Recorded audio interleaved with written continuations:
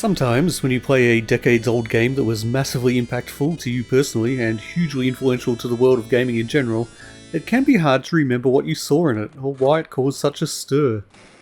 Prince of Persia is not one of those games. It's aged in the same way any 35-year-old game has, no doubt, but playing it again now I could very easily see why it was such a big deal back then. Today I'm playing the Mega Drive version, but back in 1989, as a 9-year-old, I played it on PC in glorious 4-color CGA. It looked and sounded like this.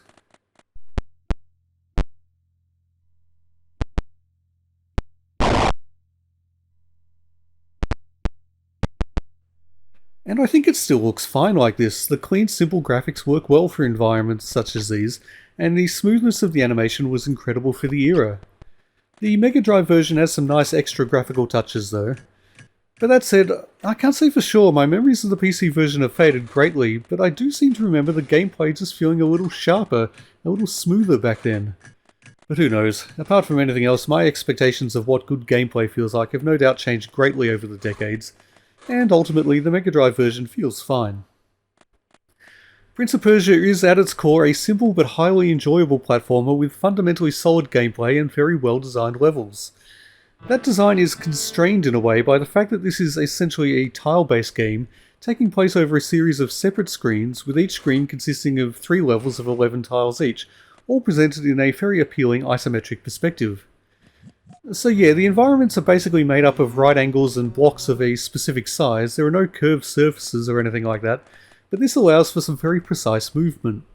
With a little practice you'll know exactly how far you can cover with a standing jump or a running jump, and how much room you'll need to make a running jump feasible. You'll know that a fall of 1 level is fine, 2 levels will injure you, and 3 levels, i.e. an entire screen, will be fatal. You'll be able to figure out which traps can be safely leapt over and which need to be approached with more caution, and with a bit of time and effort you'll be able to leap and spring through the levels like a gazelle after too much caffeine.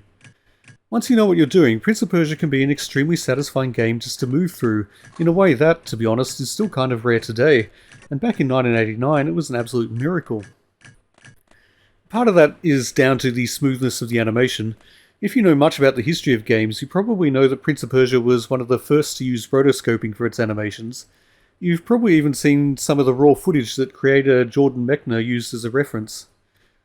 It truly was remarkable at the time, an eye-catching technological marvel, especially for hardware as primitive as I was using back then. Anyway, there is a story here, bare bones as it is. The Sultan has gone away to war and the Grand Vizier Jafar... Don't worry. No, not that one. ...has seized power. Why is it always the Vizier? You'd think the Sultans would learn not to keep them around. Anyway, Jafar seals the princess away in a tower and gives her 1 hour to decide, marry him or die. So that's how long her hunky young boyfriend, locked up in the dungeons below, has to rescue her. And that's a deadline that counts down in real time as you play through Prince of Persia.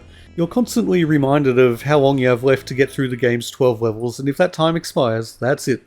Back to the start you go.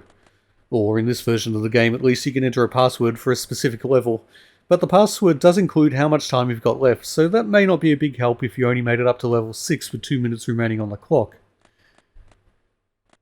But that's all part of the learning curve of Prince of Persia. It's not a fundamentally difficult game, and without the time limit there would be little challenge to it. Sure, you'll die a lot, the prince is pretty fragile and there are loads of traps around, not to mention the constant threat of gravity. But each level is fairly short, so it's pretty easy to learn the layout of each one and find the exit. But the timer does not reset when you die, so over the course of the game the time lost to each death will add up, to the point that it would be nigh on impossible for a new player to make it through on their first run.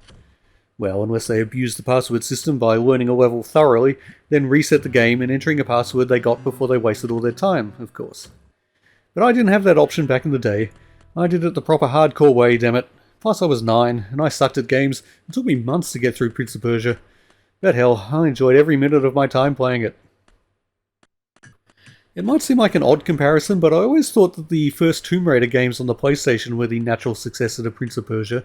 In Tomb Raider, you had very specific distances you could jump, you spent a lot of time lining yourself up, making sure you had enough room to get a run up, and carefully timing your presses on the jump button. Obviously Tomb Raider was much more expansive, it had a whole other dimension to play with after all, but the gameplay feel was surprisingly similar, I found. Of course, Lara Croft had guns, the eponymous prince just has a sword, and I'd probably say the combat in Prince of Persia is its weakest element. It works fine, and it's not overused. You'll be spending a lot more time running and jumping, i.e. doing the fun stuff, than fighting, but it's not a highlight. It's possible there's depth to it that I haven't figured out, but for me it just boiled down to waiting for the enemy to approach and attacking as they step forward. Sometimes they block your attack, sometimes they don't, and if there's any pattern to it, I couldn't figure it out. Also, this is one element where I'm sure the Mega Drive version is a little lacking compared to the original. Check out this clip from the PC version.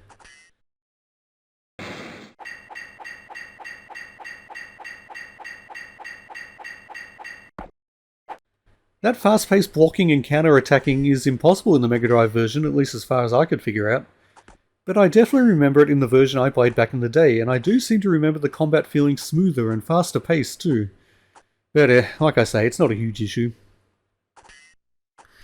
There are quite a few cool, unique elements to be discovered throughout the game. This skeleton, for instance, can't be killed, so you need to force it backwards into the pit behind it.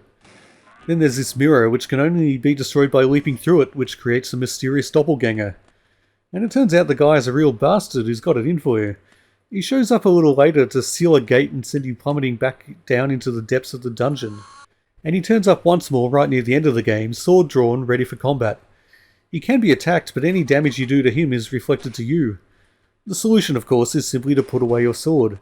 Your doppelganger will do the same, and you can peacefully merge back into one complete human. Simple, yes, but man, it took me so long to figure this out as a kid. I can still remember the satisfaction when I did finally work it out. It seemed like such a logical, elegant solution. I was genuinely proud of myself for my cleverness.